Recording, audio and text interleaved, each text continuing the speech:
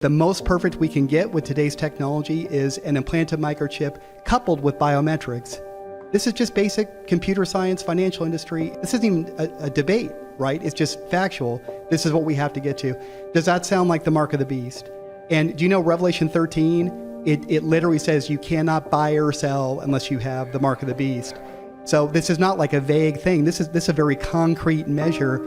I can't walk into a store and buy something unless I've got the mark of the beast, right? And do we have the technology for it? A few years ago, there was a pandemic that swept the world. We were at a point where you had to have a special passport for it, and then overnight, a cottage industry of counterfeit passports sprung up. It didn't work very well. The Bill and Melinda Gates Foundation, I got this directly from their website, they had a microchip technology lined up. Patent number was, you remember 060606, I'm not making this up. Maybe it's a coincidence, maybe it's not.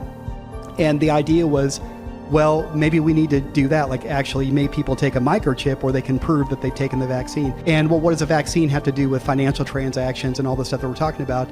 I don't know, but I do find it interesting that the last thing to happen on the end time story before the Antichrist rises to power and introduces the mark of the beast system, which is, here's him rising to power, here's the mark of the beast system, see the hand with the chip.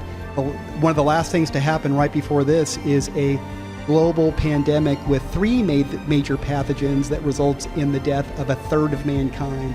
So as much as we're all freaking out over the last one, these 3 that are coming, if the numbers are right, over 2 billion people.